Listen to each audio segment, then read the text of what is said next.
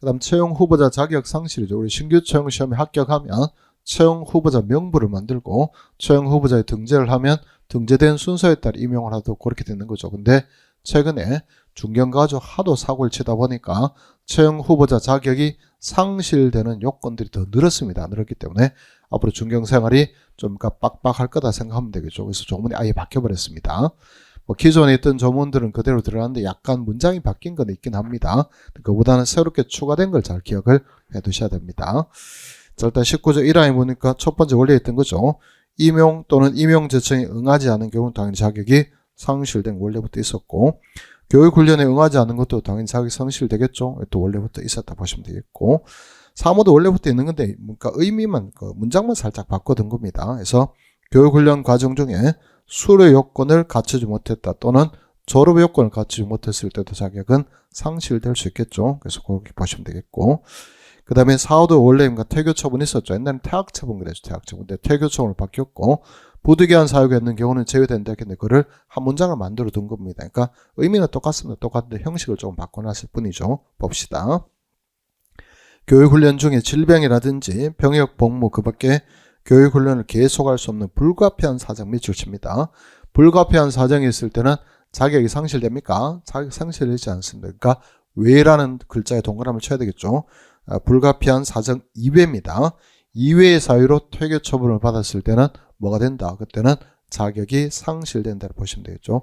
옛날에는 퇴학 처분을 했죠. 퇴학 처분 받으면 자격 상실된다 했고, 다만 이렇게 해서 단서처럼 만들었는데 그냥 합쳐서 문장을 만들어 놨을 뿐입니다. 그러니까 4호까지는 똑같은 내용이죠. 자, 5, 6호, 7호가 새로 만들어진 거죠. 5에 보니까 이제 품위 손상이죠. 품위를 크게 손상했다. 사실 이거는 귀에 걸면 귀걸이가 되고 코에 걸면 코걸이 되는 그런 거니까 굉장히 위험한 조문입니다.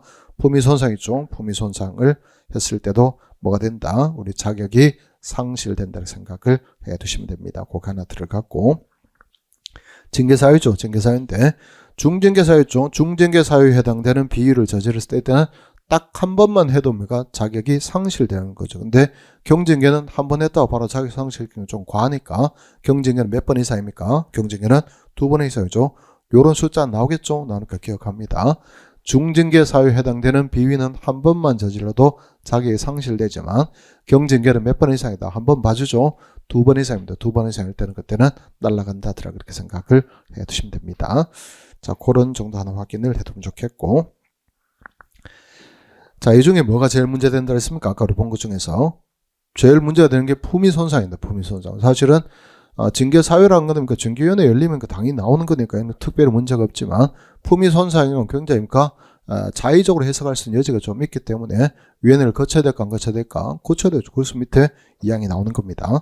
다른 건 안 들어가죠. 1항 5죠. 5 동그라미 쳐놓고 거기다가 품위 손상 적어 놓으면 되겠죠. 품위 손상에 해당될 때 그때는 뭐를 거쳐야 된다? 위원회를 거쳐야 된다 생각을 해 두시면 됩니다. 다른 것들은 명명백백하니까 굳이 거칠 필요가 없지만 품위 손상인 거는 한번 논의를 해봐야 되니까 위원회를 거친다 보시면 되겠죠. 다른 사유를 여기에 집어넣어서 틀리게 낼 수도 있으니까 그것들 체크를 잘 좀 해두셔야 됩니다.